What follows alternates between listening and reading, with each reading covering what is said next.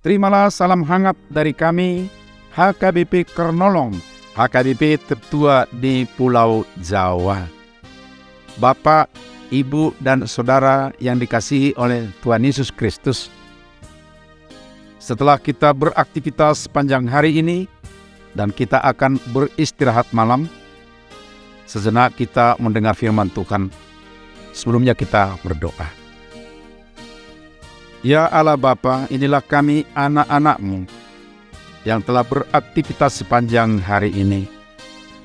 Kuduskan kami ya Bapa, ampunkan kami dalam segala kelemahan kekurangan dosa kami, sehingga kami layak bersekutu dengan-Mu, bersekutu dengan firman-Mu yang kudus. Dan bila Roh-Mu yang memberikan hikmat kepada kami, memahami dan meneguhkan kami melakukan kehendak-Mu.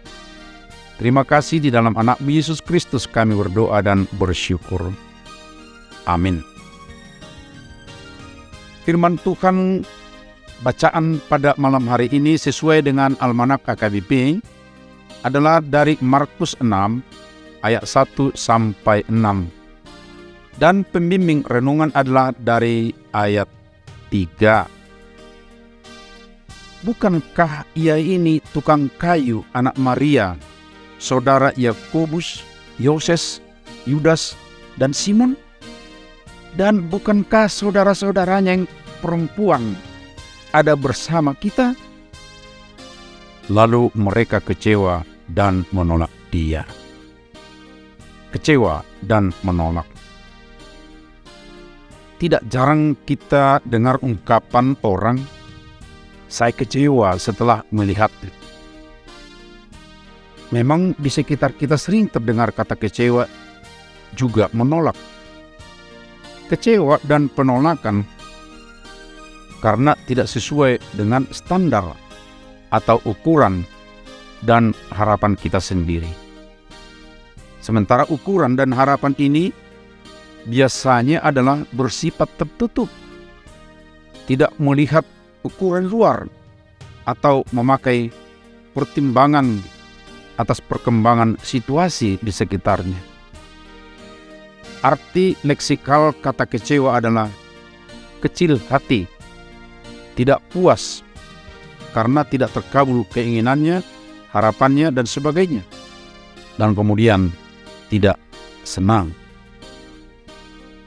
Soal ukuran ketidakpuasan dan harapan ini sebenarnya bukan soal sesuatu yang kurang baik, melainkan karena pemahaman yang kurang luas dan terbuka.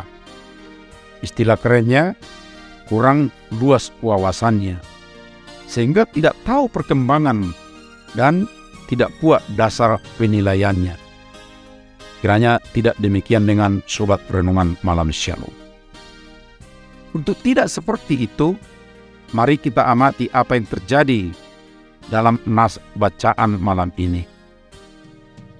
Saat Yesus kembali ke kampung halamannya, dia mengajar di sinagoge. Dari sudut pengajaran amat mengagumkan, sehingga banyak orang takjub.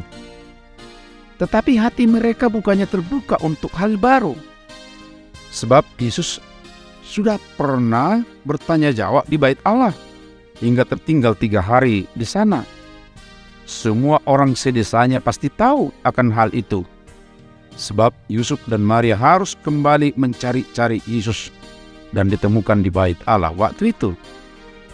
Kemudian hikmat dan keajaiban yang dinyatakan Yesus di desa itu bukannya membuka mata mereka kepada sesuatu yang baru, dan apalagi mereka tidak pernah ingat bahwa akan datang Mesias dengan segala kuasa padanya.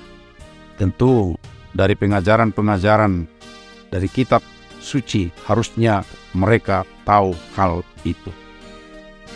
Mereka ini justru mencari latar belakang sosial melalui pekerjaan ayah Yesus, saudara-saudaranya yang tinggal bersama mereka. Inilah yang mereka buat menjadi patokan, sehingga apa yang telah dikerjakan oleh Yesus yang menakjubkan mereka, tidak mengguncang hatinya untuk melihat sesuatu yang besar sedang terjadi di desa mereka. Harusnya mereka melihat bahwa keajaiban dan ketakjuban itu, serta kalau mengingat dari apa yang telah dinubuatkan, dituliskan dalam kitab-kitab suci mereka, mereka sudah harus tahu bahwa itu adalah Mesias.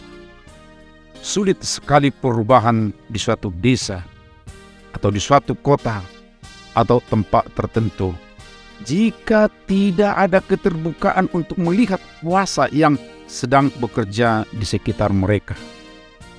Bahkan penolakan yang terjadi. Sobat Renungan Malam Shalom, pengalaman pahit di Nazaret ini kiranya tidak terulang lagi di tempat kita masing-masing. Kuasa Tuhan sudah datang dan menawarkan kehidupan kekal untuk kita semua. Terbukalah menerimanya. Jangan mencari-cari alasan untuk menolaknya.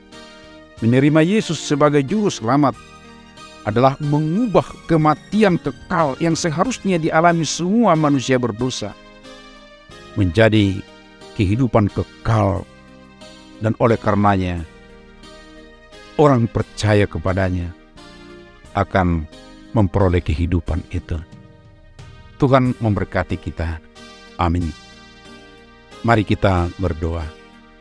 Ya Tuhan Allah, jauhkan kami dari sifat underestimated terhadap siapapun, terutama kepada anak-Mu Yesus Kristus, seperti perlakuan orang Nazaret, teman sekampungnya pada zaman dulu.